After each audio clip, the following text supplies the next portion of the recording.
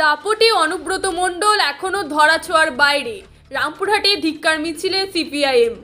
বোলপুর থানার আইসিকে অশ্লীল ভাষায় গালিগালাজ, এমনকি তার মা ও স্ত্রীকেও টার্গেট করে কুরুচিকর ভাষা, এই সংক্রান্ত একটি অডিও ক্লিপ সোশ্যাল মিডিয়ায় ভাইরাল হতেই রাজ্য রাজনীতিতে নতুন করে বিতর্ক ছড়িয়েছে। অভিযোগের তীর সরাসরি তৃণমূল নেতা অনুব্রত মণ্ডলের ঘনিষ্ঠ নেতা বিক্রমজিৎ সাউয়ের দিকে। এই ঘটনার পরই সরব হয়েছে সিপিআইএম। দলের তরফে দাবি উঠেছে, অবিলম্বে তৃণমূলের প্রভাবশালী নেতা অনুব্রত মণ্ডলকে গ্রেফতার করতে হবে।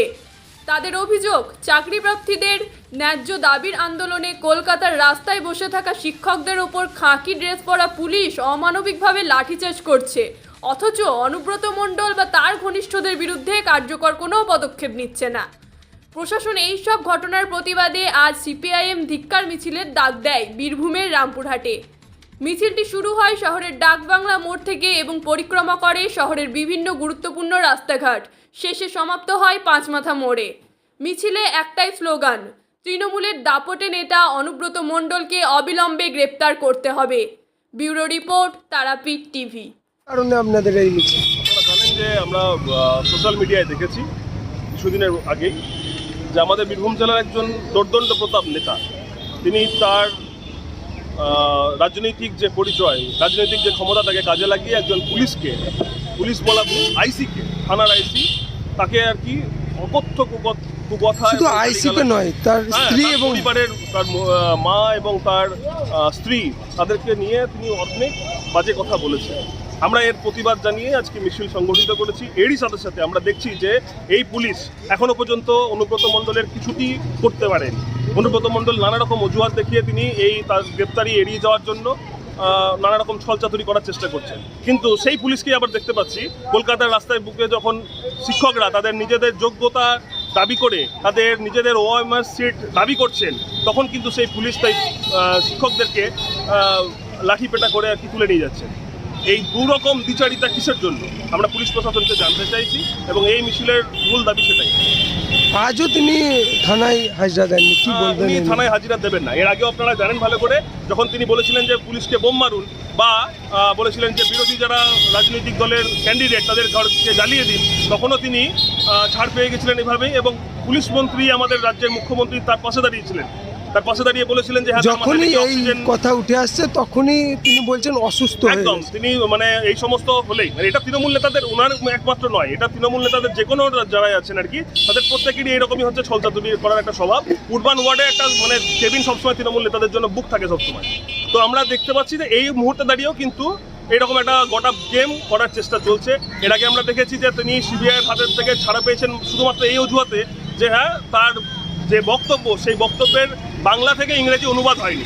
এতটা দেশের শিক্ষা ব্যবস্থার যে দুর্ব্যবস্থা আমরা জানতাম না। কালকে দেখা গিয়েছে শরীর খারাপ ছিল এবং হাজিরা দেননি, তারপরেও পার্টি অফিসে গিয়েছেন। দেখেছি আমরা দুপুরবেলায় পার্টি অফিসে ঠিক গেছেন।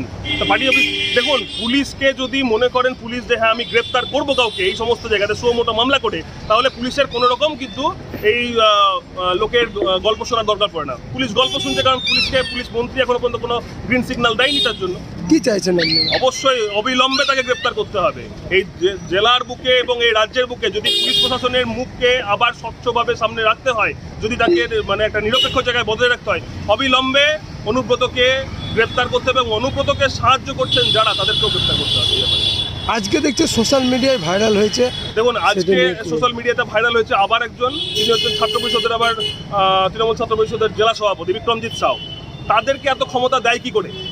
এটা যদি অন্যান্য রাজনৈতিক দলের কোনো নেতা হতো, সেই সম্মান সেই সুযোগটা কি তারা পেতো? তাদেরকে বাড়ি থেকে তুলে নিয়ে আসতো পুলিশে, কোথায় খুঁজে, যদি পাতালেও খুঁজে থাকতো সেখান থেকেও তুলে নিয়ে আসতো। তাহলে অনুব্রতর জায়গায়, বিক্রমজিৎ সাউদের জায়গায় অসুবিধা কোথায়? কার সমস্যা বা কার অপেক্ষা করছেন, কার গ্রিন সিগন্যালের জন্য? মুখ্যমন্ত্রী নাকি পুলিশের যে সুপার আছেন তার? কি নাম? আমার নাম রাহুল চ্যাটার্জি। কি পদ? আমি এই জেলার যুব সংগঠনের নেতা। আজকে মিছিল করলেন এই কারণে আমাদের নির্দিষ্ট প্রথম কারণ হচ্ছে যে আমরা দুদিন ধরে সোশ্যাল মিডিয়ায় যেটা দেখছি, যেভাবে কদর্য ভাষায় আমাদের জেলার কেষ্ট মোড়ল অনুব্রত মণ্ডল বোলপুরের আইসিতে তার মা এবং স্ত্রী নিয়ে যে ভাষায় বলেছেন তা আমরা করতে পারবো না, এবং কোনো শুভবুদ্ধি সম্পন্ন মানুষ এটা শুনতেও পারবেন না, এটা বলতেও পারবেন না।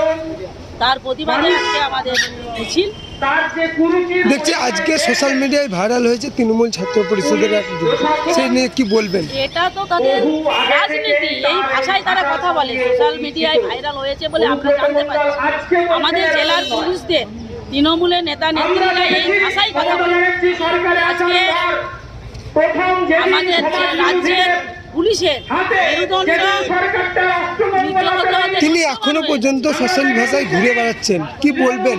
এখনো পর্যন্ত পুলিশ তাকে গ্রেপ্তার করেননি। করবে কেন? আমাদের রাজ্যের মুখ্যমন্ত্রীর নির্দেশ ছাড়া গ্রেপ্তার করতে পারবেন না। ফলে রাজ্যের মুখ্যমন্ত্রী চাই না, তাই পুলিশ গ্রেপ্তার করেনি। কি চাইছেন আপনি? আমরা চাইছি এই ধরনের দুষ্কৃতিকারী অ্যান্টি সোশ্যালের মতো ভাষা যে বলতে পারে তাকে ইমিডিয়েট গ্রেপ্তার করা হোক। কি নাম? আমার নাম টেনিস। কি পদে আছে? আমি